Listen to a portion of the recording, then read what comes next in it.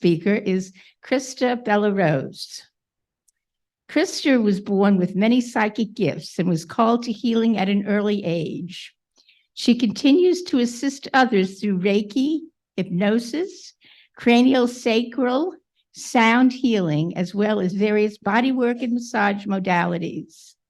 She teaches at the Cayce Reilly School of Massage and offers massage, breathwork, and other healing sessions, both in the upper room of the Fellowship of the Inner Light and in clients' homes. And if you have the opportunity to go upstairs, just take a moment and feel what it feels like.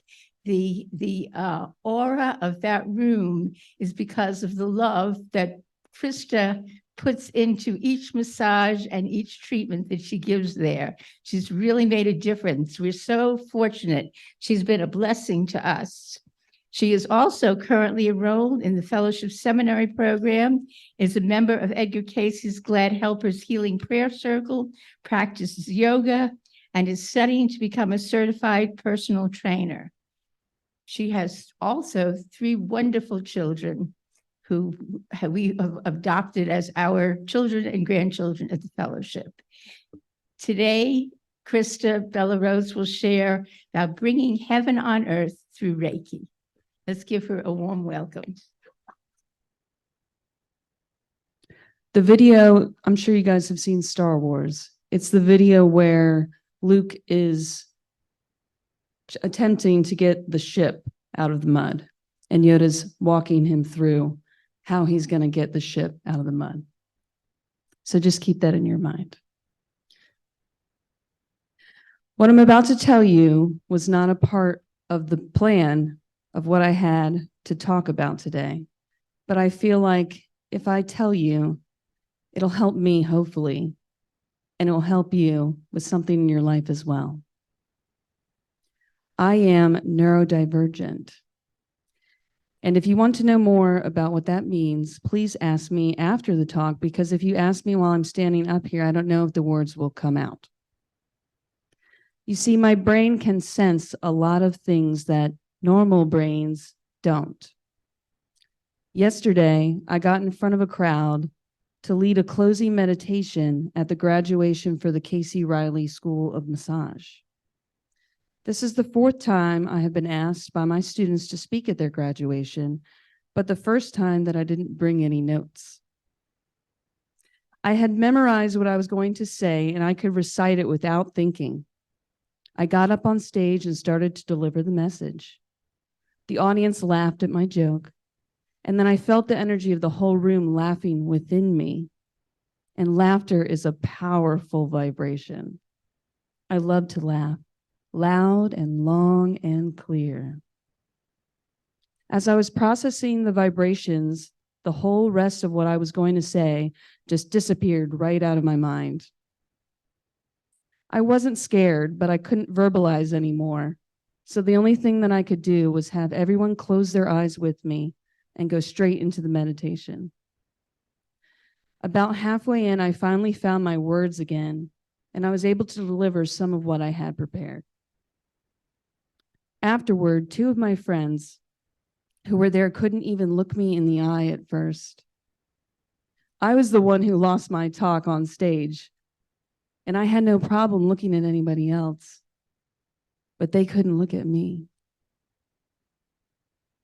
One of them even told me not to talk about it, what had happened to anyone. Just pretend as if it's what I had meant to do.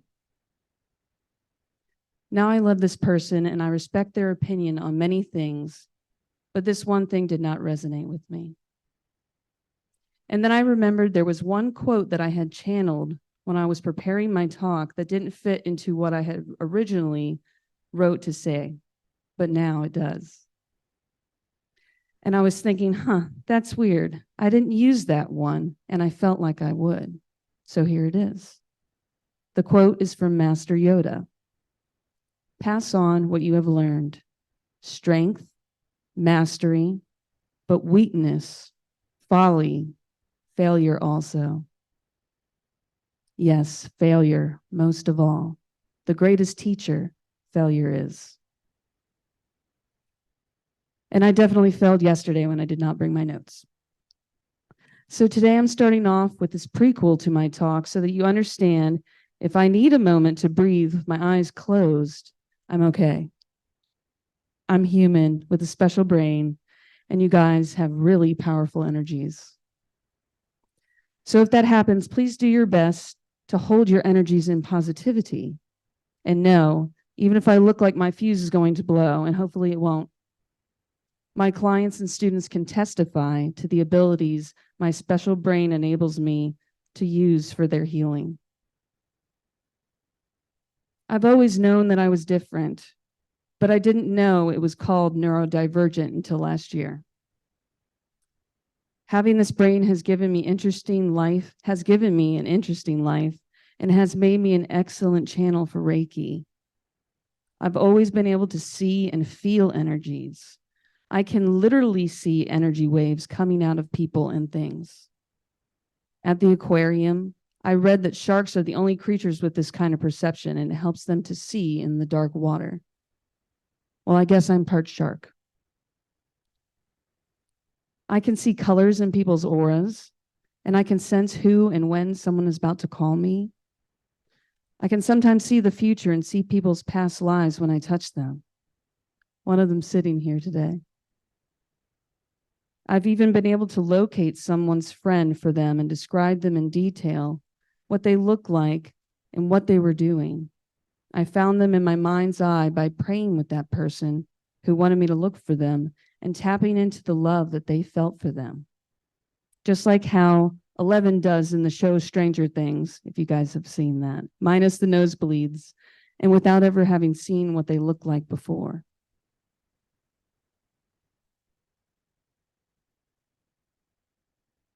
On a side note, sensory deprivation really does help when you're using your sixth sense. Things like closing your eyes, weighted blankets, white noise, and bathtubs are indeed actually more than just extra details in a sci-fi entertainment plot. I remember using this sixth sense as a baby. I remember being able to see that my mother's friends were wearing masks. I watched as they approached me and my mother with pleasantries and wondered, why do their faces not match what I could feel? In that same setting, the children would come up to me, and I could feel as they approached me, their energy wanted to play. But instead of asking to play with me, they just took my toys and ran away. I didn't feel the urge to fight them. I just felt sad and wondered, why would they do that? If they wanted to play with my toys, all they had to do was ask. Can't they feel that that's mean? In elementary school, age 8, when it was time for recess, I would go out to play with other children, but some of their energies felt so grandiose that the playground felt like a battlefield of egos. So most of the time I chose to sit under a tree because I could feel the tree's energy too. And it was the only vibration that matched how I wanted to feel in my recess from class. The teachers never noticed. In their defense, it was their break too. But some of the other students did. As I was sitting under my favorite tree, I remember the combination of the sun and the breeze. It was perfect. It must have been spring. 2 little girls approached me. They were having a quarrel and sat down across from each other, forming a triangle with me. Without introduction, they each took turns telling me their perception of the quarrel and then asked me to mediate. I remember thinking, why are they asking me? I'm the same age as them. Isn't this a question for an adult? But then I saw their faces when they finished telling their stories, looking back at me with a sincere desire and hope for me to help them, so I did. I watched as they both listened to what I had to say, looked at each other, and then apologized and hugged, and ran off together to play in harmony once more. When I reached my 20s, I can't even count how many times I would get approached in different places where people thought and asked me questions on how to help them with something in that store or place. I could feel that they thought that I worked there. So I would tell them, I'm sorry, I don't work here. And they would apologize and look down at my clothes and say, "Oh, I'm sorry. I don't know why I thought that you did." I would then look down at my clothes and think, yeah, I'm definitely not dressed in anything close to the uniform that these people are wearing in this store. But it happened so often, I had to reflect on it. And then I realized they were sensing my glad helper's heart, my vibrations. Just like my mother's friends, who I could see their vibrations were not matching their pleasantries, these people were seeing my vibrations with their third eye, stronger than they were seeing my clothing with their physical eyes. Because energy is a real, palpable thing. And the force is strong in all of us. Just some of us are naturally more inclined to feel it without any extra Jedi training. But all can attune to this ability. Edgar Cayce said that the way that you know that you have reached the level of attunement to where you could be a clear channel of blessings for another was when you were completely filled with a sincere desire to help another, which leads me to what I had planned already for you today. When I began to ask Spirit, how will I channel this message for you today? I was filled with joy when the great Master Yoda appeared to me ×3. I laughed for a moment and then remembered the scene where Yoda lifts the stuck ship out of the swamp to Luke's astonishment. I realized a lot of what it is to perform Reiki takes place in that very scene. And it's no coincidence indeed that the force sounds a whole lot like the source. Reiki comes from the Japanese words together meaning universal life force energy. Rei means spiritual. Ki or chi means energy. And as the great Master Yoda said, a powerful ally it is. Life creates it, makes it grow. Its energy surrounds us and binds us. Luminous beings are we, not this crude matter. Some of you may be aware of Edgar Cayce's Glad Helper group, of which I am a member. This group began in a dream. Edgar Cayce had been participating in the original Search for God study group when he was given a message within that dream. In Edgar Cayce's dream, he received a message to start another group, a healing group, a group of glad helpers. Out of the 12 of the original group, only 7 were chosen for this group of healers. Their task was this: seek and find the ways in which they could be clear channels of the healing forces. So they knocked and the door was open. In the third meeting of this group, the chosen 7 presented the following words to Source through Edgar Cayce in his trance-like state. Because of our desire to carry on thy work in accordance with thy will, we seek at this time a clear understanding of the healing forces and their interactions through us. Please explain to us that which we need at this time in carrying forward this work. When I read the words channeled through Edgar Cayce in this reading, I felt they summed up everything I have found in my experience to be the most effective way to channel Reiki, or the force. Someone asked this question: will I ever be able to diagnose ailments? And what spirit will give this to me? The answer: if it is your intention or your desire, it may be a portion of your work. This will be accomplished by a unison of cosmic or universal forces. The definition of Reiki: a unison of cosmic or universal forces. He goes on to say this, the force, may be raised in anyone as long as they cleanse their own physical consciousness or raise the vibration of their own bodies. Notice how he says bodies, plural, because it's not just this body, but it's this body and this body and this body. We're not this crude matter, remember? So raise your bodies, he continues, to that attunement which brings healing to others. Thoughts are deeds, and as their currents run, they bring either miracles or crimes. So I want everyone to take their arms out and put them in front of you like this. And then put your fingers together and notice your index finger. One of them is shorter than the other usually. And then I want you to take that shorter finger hand and stick it up in the air. And then I want you to close your eyes and feel your fingertips. Just zone in on what that feels like. And then I want you to breathe and send your breath to your fingers. And now I want you to, as you're sending your breath to your fingers, to think, my fingers are getting longer. My fingers are getting longer. They're growing longer. And feel that your fingers are getting longer. Feel them tingling and lengthening and send your breath there. My fingers are getting longer. They're growing. They're growing. They're growing. They're growing so long. And now put your hands back together and look again.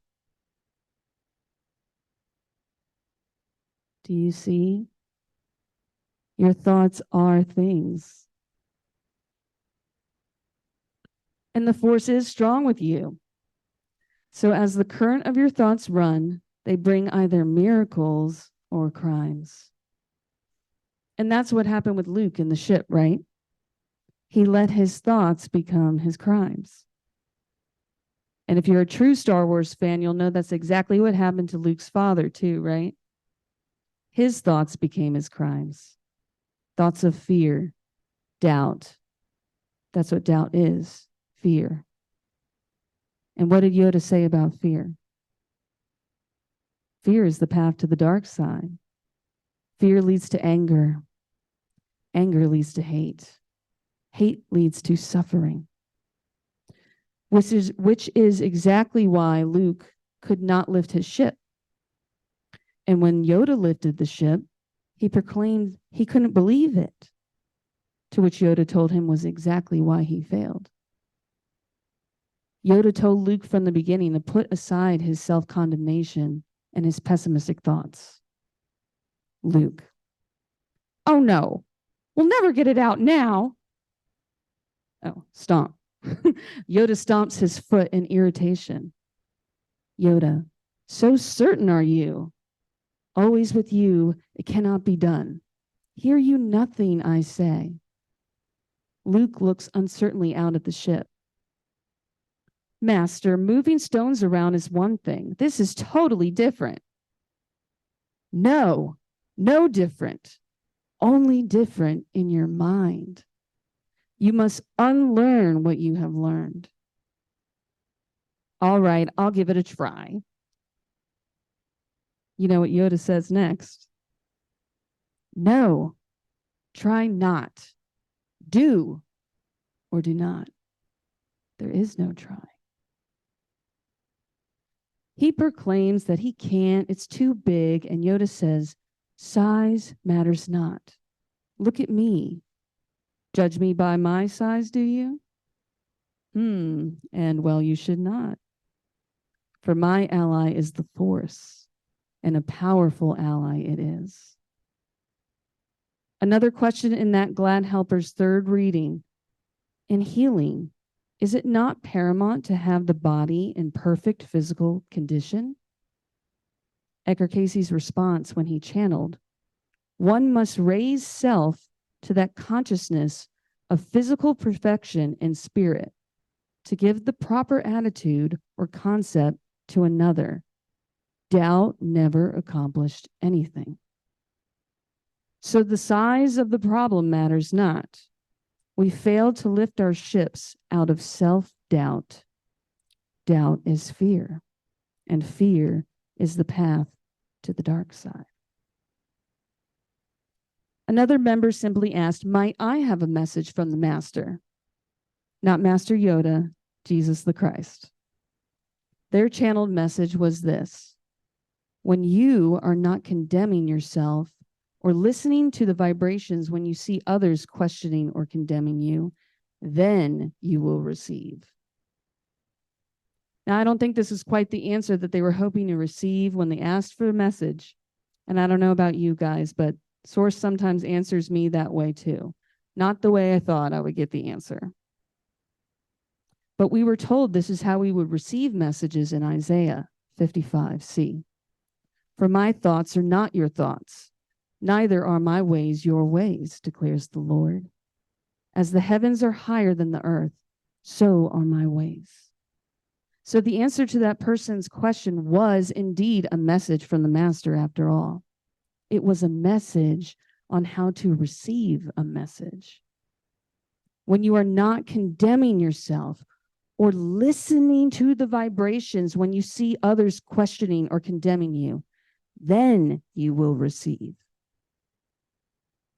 I'm sure all of us can remember a time when we felt the thoughts of another questioning or condemning us. Just like I saw that my friends could not look me in the eye. Thoughts are things. So we are being instructed here to not only lay aside all self-condemnation, but also the crime-provoking thoughts of all others. Your mother, your brother, your in-laws, your ex, your neighbor, your coworkers, your boss, your friends, and your foes. They're all human. So the next time someone blasts their horn at you and throws their hands up in the air because it has to have been you who's done something wrong, I want you to remember that they're only giving in to the dark side of the Force and that you are a Jedi. What anybody thinks of you is none of your business. The last part of the message channeled in that same person's reading was an example of how someone condemning you might have it all wrong. And guess what? It was from the book of Luke. Luke chapter 10, at the home of Martha and Mary. As Jesus and his disciples were on their way, he came to a village where a woman named Martha opened her home to him. She had a sister called Mary, who sat at the Lord's feet listening to what he said. But Martha was distracted by all the preparations that had to be made. I do my best to imagine what it was that had to be done. Was the manna box needing dusting? Was there too much sand that needed to be swept out the door? Were there not enough leaves that they could? Anyways, I'm sure just like today, there are plenty of ways someone could freak out about having guests over. And Mary, in Martha's eyes, was not doing what she should be doing. So she should all over her. And she asked Jesus to join her. She came to him and asked, Lord, don't you care that my sister has left me to do all the work by myself? Tell her to help me. If we want to be clear channels of Reiki for ourselves, for others, we have to stop shooting on people. We have to stop shooting on ourselves. Stop listening to people shoot on us, even if they're only doing it in their eyes. Let go of all condemnation. Let go of fear. Fear is the path to the dark side. Fear leads to anger. Anger leads to hate. Hate leads to suffering. And no one truly wants to suffer. So the next time you catch yourself starting to judge yourself or someone else's way of being, stop. Especially when we find ourselves inevitably giving in to the dark side. Because when we do that, we're not ourselves. If we were being ourselves, when we give in to that side, we wouldn't be able to find ourselves there. When we shit on ourselves, all we do is block our channel. Jesus' reply to Martha, Martha, Martha, you are worried and upset about many things, but few things are needed, or indeed, only one. Mary has chosen what is better, and it will not be taken away from her. So what is it, that one thing that Mary chose that's better? She had the desire to be instructed, to not care what her sister was thinking of her, to receive, to listen, to choose spirit over the things of the world, to be still and know in the presence of the great I am. And that could not be taken away from her. You could say the force was strong with her. The last part of the third reading that the Glad Helpers read is my favorite. It makes me laugh. Jesus was an INFJ. Edgar Cayce was an INFJ. I'm an INFJ. And while I'm no Jedi Master, I see a part of myself in the way these men sometimes talk to people, which is they did not like having to repeat themselves. They did because they wanted the message to be understood. And then sometimes Jesus mysteriously vanished into the woods not to be found for hours. He had to recharge. He was an introvert. The I in INFJ stands for introverted. Edgar Cayce would sleep for hours after he did one of these deep channelings, which is also something that neurodivergents do after intense stimulation. So tomorrow I will be resting for sure. When Edgar Cayce was done with a reading, he would simply often just say, "We are through." Or in this case, he gives the answer 3 times and then they just move on to the next person. Question 1.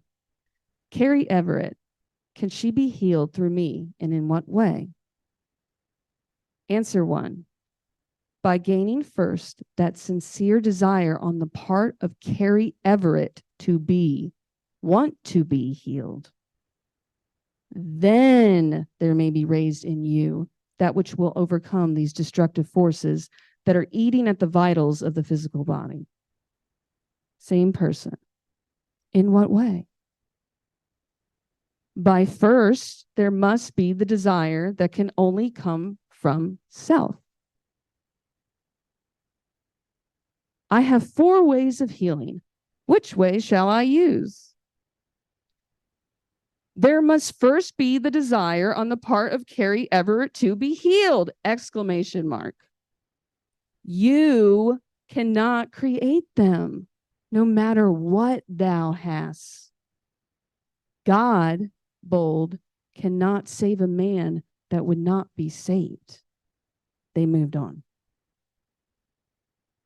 Dr. Usui is the man who discovered the sacred Reiki symbols to which, as a part of my sworn sacred oath, I can only speak of in more detail than I'm already speaking of them today, if you choose to receive an attunement with me. He was on a quest to discover the method that Jesus used to perform his miracles through the laying on of hands. The symbols were given to him in a vision after a 21-day fast. Science tells us through fasting, our bodies break down and destroy old, damaged, or abnormal substances and recycle them. Lots of people get spiritual insights when they fast.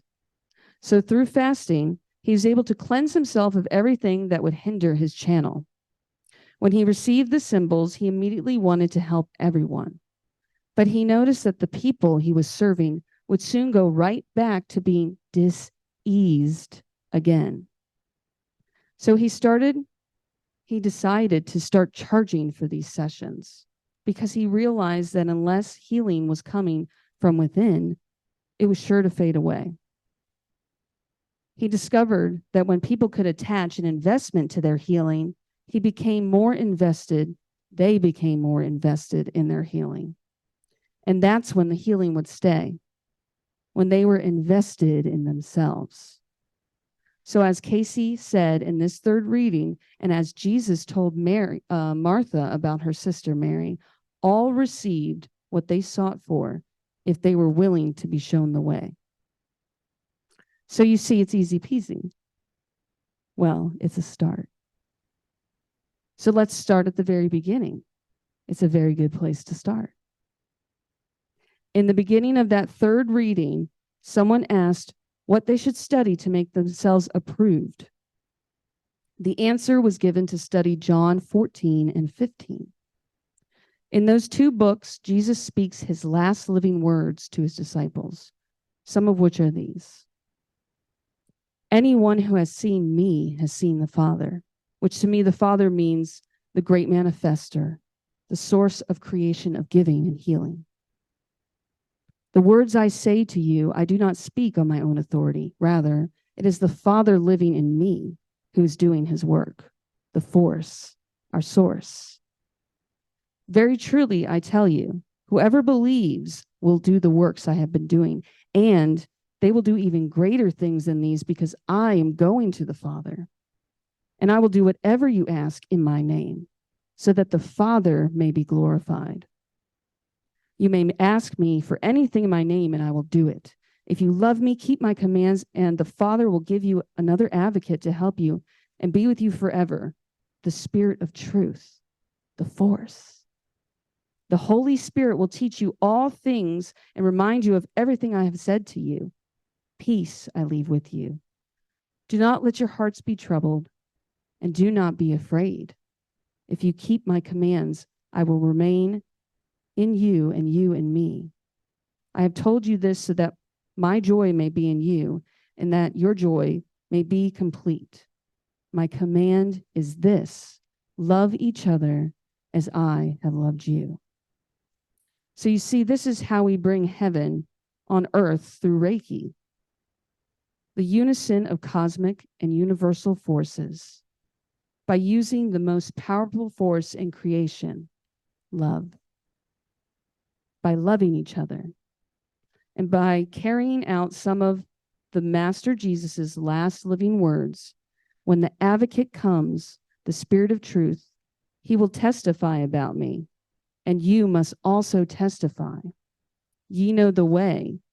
You must also guide others, because when we share our stories, it helps others to believe in the force. Some of Yoda's last living words: the force is strong in your family. Pass on what you have learned. So I'll leave you with one last story. I had my hand on my client, and I was feeling low. So I prayed, Jesus, I want to feel you. I know that you're with me, but I can't feel you right now. And I'm feeling low, and I want to feel you. In your name, I pray this. Amen. As soon as I finished that prayer in my mind, I felt a hand touch my shoulder, and a huge surge of energy coursed down through my arm and out of my hand that was on my client. And as soon as that surge left my palm, which was on my client, their whole body shuddered right before my eyes. Because all you have to do is ask and believe, and you shall receive. Thank you. May the force be with you.